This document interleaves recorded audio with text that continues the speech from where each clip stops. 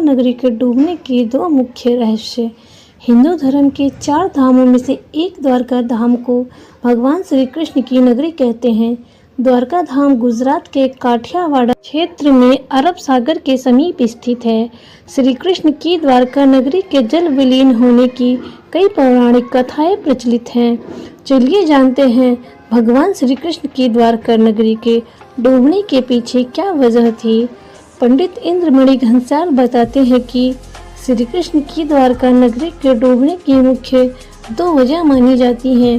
किन कारणों से डूब गई थी श्री कृष्ण की द्वारका नगरी, जाने ये रोचक रहस्य। श्री कृष्ण की द्वारका नगरी के डूबने की 2 मुख्य कथाएं प्रचलित हैं।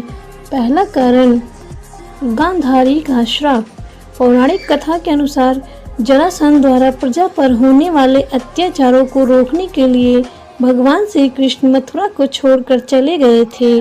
श्री कृष्ण ने समुद्र किनारे अपनी एक दिव्य नगरी बसाई। इस नगरी का नाम द्वारका रखा गया। माना जाता है कि महाभारत के 36 वर्ष बाद द्वारका नगरी समुद्र में डूब गई थी। महाभारत में पांडवों की विजय हुई और सभी कौरवों का नाश हो गया। इसके बाद जब युधिष्ठिर का हस्तिनापुर में राज तिलक हो रहा था, उस समय श्री कृष्ण भी वहां मौजूद थे। तब गांधारी ने श्री कृष्ण को महाभारत युद्ध का दोषी ठहराते हुए भगवान श्री कृष्ण को श्राप दिया कि अगर मैंने अपने आराध्य की सच्चे मन से आराधना की है और मैंने अपना पत्नीव्रत धर्म निभाया है, तो जो जिस तरह मेरे कुल का नाश हुआ है, उसी तरह तुम्हारे कुल का नाश भी तुम्हारी आंखों के समक्ष होगा।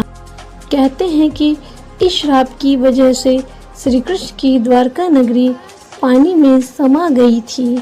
दूसरा कारण ऋषियों का श्राप। एक अन्य पौराणिक कथा के अनुसार एक बार महर्षि विश्वामित्र देवर्षि नारद कंड द्वारका गए। तब यादव वंश के कुछ लड़के ऋषियों के साथ उपहास करने के प्रयोजन से श्री कृष्ण के पुत्र सांब को स्त्री वेश में ले गए और ऋषियों से कहा कि यह स्त्री गर्भवती है। आप इसके गर्भ में पल रहे शिशु के बारे में बताइए कि क्या जन्म लेगा।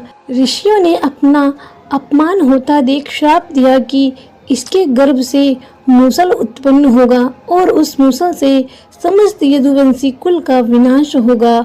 उसके पश्चात सभी यदुवंशी आपस में लड़कर मरने लगी थी। सभी यदुवंशियों की मृत्यु के बाद बलराम ने भी अपना शरीर त्याग दिया था।